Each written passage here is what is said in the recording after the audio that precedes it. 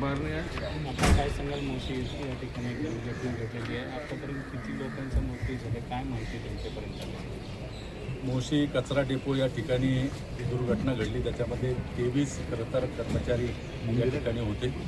23पैकी 8 अजून आतमध्ये असल्याचे दबले असल्याचं प्राथमिक अंदाजानुसार समजतं आहे. ही दुर्दैवी दुर्घटना आहे. चिंचवड शहराचा संपूर्ण कचरा मोशी या डेपोवरती येतो आणि गेल्या अनेक वर्षापासूनचा हा मोशीचा कचरा डेपो आहे. खरं तर वेस्ट टू एनर्जी हा प्रकल्प या ठिकाणी राबवत असताना जी इमारत उभी केली तीच मुळामध्ये चुकीच्या ठिकाणी उभी केली. कारण हे ठिकाणच नव्हतं.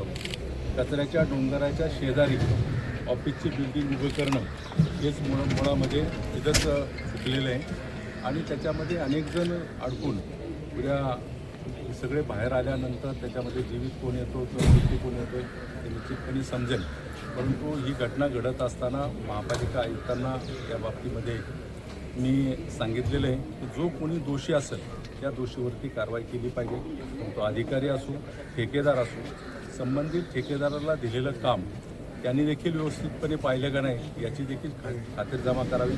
निविदा काढताना टर्म्स अँड कंडिशन त्यांनी व्यवस्थितपणे त्याची काळजी घेतली का काय ते देखील पाहिलं पाहिजे. आणि जे कोणी अधिकारी याची जबाबदारी त्या अधिकाऱ्यांनी देखील गेल्या अनेक वर्षाचा हा कचऱ्याचा डोंगर या ठिकाणी होत असताना याची विल्हेवाट लावणं ही जबाबदारी असताना ती विल्हेवाट व्यवस्थितपणे राबवली नाही. करोडो रुपये महापालिका या कचऱ्याच्या विल्हेवाटावरती खर्च करते. वेस्ट टू एनर्जी प्रकल्पावरती करोडो रुपये खर्च केलेला आहे. केंद्र सरकारचा देखील पैसा खरं तर वेस्ट टू एनर्जी या प्रकल्पासाठी महापालिकेने घेतला. ज्यावेळेस हा प्रकल्प सादर केला होता केंद्राकडं त्यावेळेस त्या नॉर्म्स खरं तर पाहिल्या का नाही हे देखील तपासून पाहिलं गेलं पाहिजे. आणि गेले अनेक वर्षाचा हा कचरा आत्तापर्यंत जेवढे आयुक्त आले सूर्यवंशी आत्ता खरं तर आलेले आहेत त्यांना पूर्णपणे दोषी त्यांच्यावर दोष देणं उपयोगी ठरणार नाही. परंतु या अगोदरचे जेवढे आयुक्त होते त्या आयुक्तांच्या कालावधीमध्ये झालेलं काम आणि त्यांनी केलेला भ्रष्टाचार त्यांनी भ्रष्टाचाराला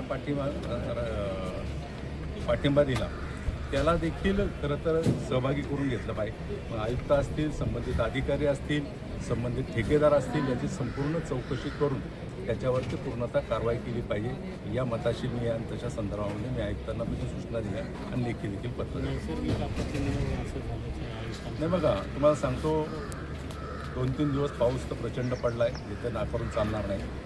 आणि हा पाऊस पडत असताना पाऊस काय पहिल्यांदा झालेला नाही खरं तर आणि भविष्यामध्ये पाऊस होईल असा डोंगर कचऱ्याचा केल्यानंतर तो डोंगर खचला जाईल किंवा दुर्घटना घडेल हे आपण अगोदरच खरं तर पाहिलं पाहिजे की डोंगराच्या शेजारी कचऱ्याच्या शेजारी अशा प्रकारची इमारत बांधणं मुळातच तो गाढवपणा आहे.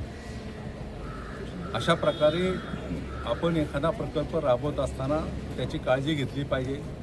त्याच्या सेफ्टी नॉर्म्स पाळल्या पाहिजे आणि त्या न पाळल्यामुळं आज जवळपास 23 कर्मचारी त्यामध्ये अडकले होते. त्यातले आज 8 जणसुद्धा अजून बाहेर निघाले नाहीत. ती काढण्याचं कारवाई करतात. एनडीएफचे जवान करतात, संरक्षण विभागाचे जवान करतात, महापालिकेचे काही कर्मचारी हे सगळे करतात. निश्चितपणे त्याच्यामध्ये या सगळ्या गोष्टी बाहेर येतील याची संपूर्णपणे चौकशी व्हावी अशा दृष्टिकोनातून मी आयुक्तांना लिहितो. आपण एकीकडे तुम्ही म्हणता की जे कोणी अधिकारी असतील, ठेकेदार असतील त्यांच्यावर गुन्हे दाखल व्हायला पाहिजे, मात्र दुसरीकडे आयुक्त ही बाब गांभीर्याने घेत नाही. अद्याप ते काही ठोस भूमिका घेतली. आता त्याच्यावर आयुक्त काय तुमच्याशी बोलले त्याच्यावर मी बोलणं उचित ठरणार नाही. मी जे बोललो आहे त्याच पद्धतीने